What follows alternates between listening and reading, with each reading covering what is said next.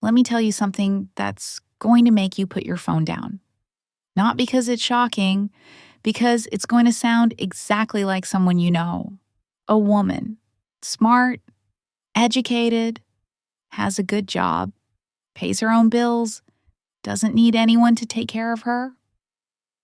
She's been single for a while, not because she can't find someone, but because her standards are high and she's okay with that.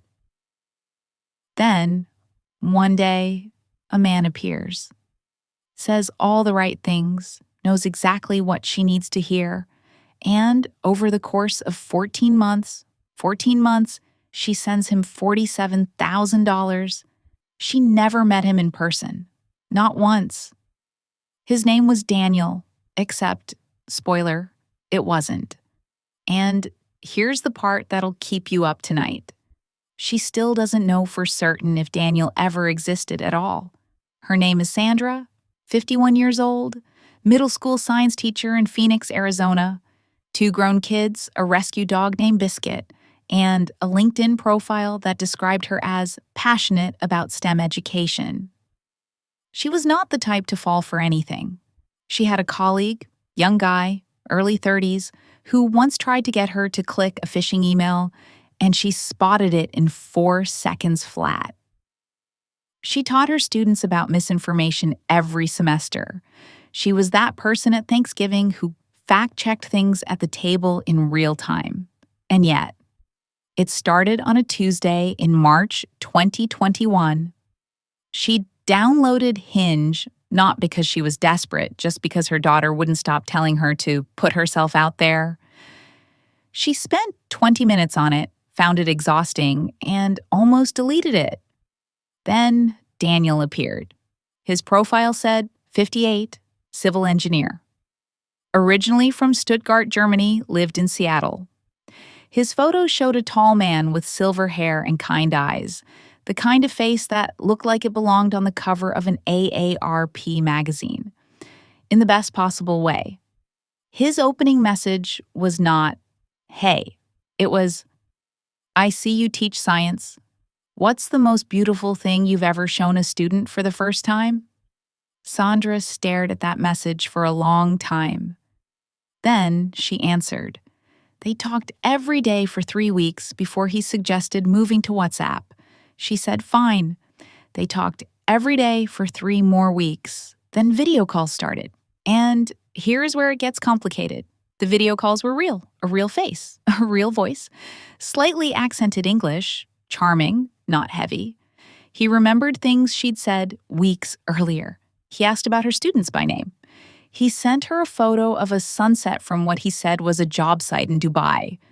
He was working on a construction project there. Would be back in Seattle in a few months. He made her laugh. He pushed back when she said something he disagreed with. He wasn't perfectly agreeable. And that, she'd later say, was the most sophisticated part of the trap. A man who never disagrees feels fake. A man who occasionally says, "I think you're wrong about that, and here's why," feels real. By month 3, she was in love. She hadn't used that word in 11 years. Her sister thought it was moving fast. Her daughter, the same one who told her to download the app, was now suddenly nervous. Have you video called him? Have you seen him in real time? Yes. Yes, she had. She had. But had she? Because here's what Sandra didn't know, what almost nobody knows, is that in 2021 there were already tools that could convincingly alter a face on a video call in real time. Not perfectly, but perfectly enough, especially if the call quality was a little grainy, the lighting a little dim, especially if you wanted to believe. Month 4. Daniel mentioned, casually, almost offhandedly, that he'd been putting money into a crypto investment platform. A specific one. He wasn't pushing her, he said. He was just sharing because it had done well for him, and she deserved to know these things existed. Sandra was not interested in crypto. She said so. He dropped it. 2 weeks later, he brought it up again, only because, he said, He'd just made $14,000 in a single week, and he felt guilty not telling her. He showed her a screenshot of his dashboard. Sandra looked at the screenshot. She was still not interested. He dropped it again. This is called the withdrawal method, and it is devastatingly effective because he wasn't pressuring her. He was respecting her. And every time he respected her no, she trusted him a little more. Month 5. Sandra's car needed $3,800 in repairs. She mentioned it, stressed. Daniel immediately offered to send her money. She refused. She was not that kind of woman, she said. He said he knew that. That's why he loved her. He said, "What if instead of sending you money, I just showed you how to make your own?" She made her first deposit of $500.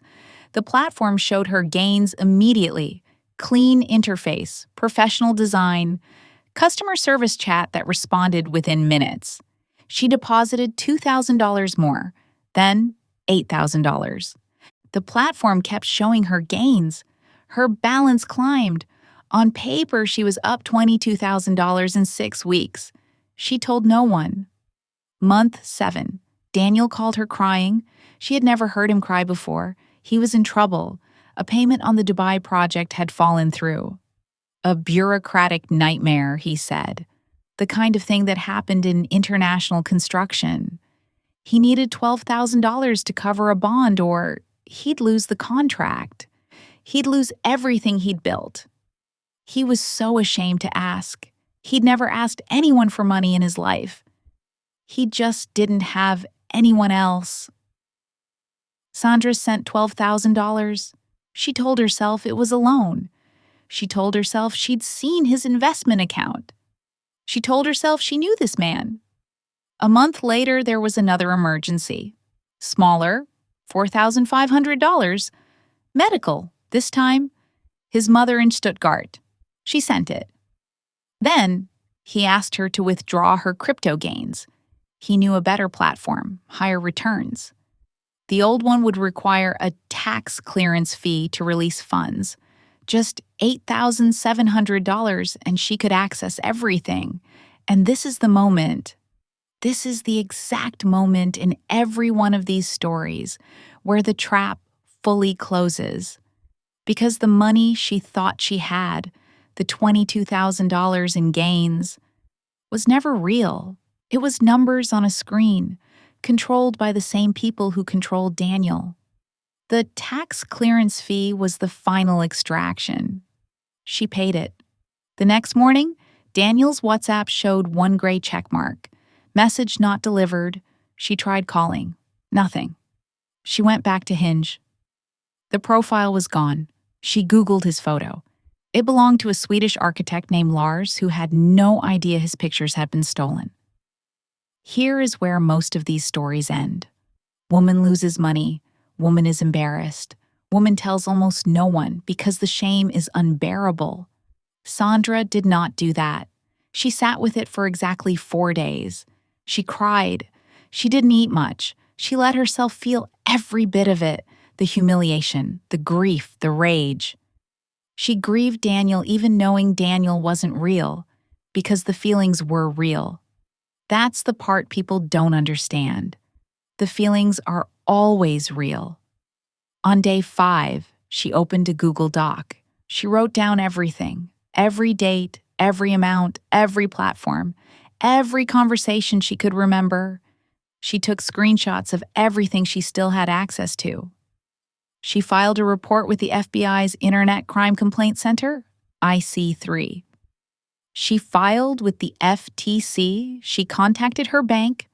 Her bank recovered $4,200.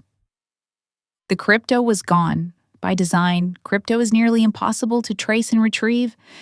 Then she did something that took more courage than any of that. She posted about it on Facebook, not vaguely, specifically. Her name, her face, what happened, how much. She said, "I'm a smart woman and this happened to me. If it can happen to me, it can happen to anyone you love." The post got shared 14,000 times in 72 hours. Her inbox filled with messages from women and men saying, "This is exactly what happened to me, and I told no one." A woman in her 60s in Ohio, a retired Marine in his 50s in Texas, a professor in her 40s in Massachusetts. Sandra started connecting them. 6 months later, a journalist investigating romance scams reached out to Sandra. He'd been tracking a specific operation, believed to be run out of Southeast Asia, possibly Myanmar, possibly a scam compound, where workers were sometimes themselves trafficked and forced to run these scripts. He showed her a document, a script, an actual printed script that scam operations use. Opening lines designed for different personality types, escalation timelines, objection handlers for when the target hesitates. Sandra read the line. "I see you teach science. What's the most beautiful thing you've ever shown a student for the first time?" It was in the script, word for word. She was quiet for a long time. Then she asked the journalist, "The person who sent me that message, were they a victim too?" He didn't have a clear answer. And that's the question that keeps Sandra up at night now. Not, "How could I be so stupid?" She's moved past that because she was never stupid. She was targeted by professionals. But who was on the other side of the screen? A calculating predator? Or someone in a concrete room in a foreign country reading from a script with a gun to their head? She doesn't know. Nobody knows for certain. And Daniel, whoever, whatever Daniel was, has almost certainly already moved on to someone new. Sandra still teaches science in Phoenix. She still has Biscuit. She runs a small online support group now, 340 members and growing, for people who have been through romance scams. She is not defined by what happened to her.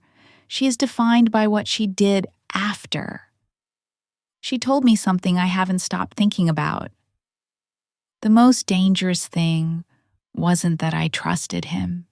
It's that I stopped trusting myself. The moment I started hiding it from my daughter, that was the moment I knew something was wrong and chose not to look. That's the moment I lost.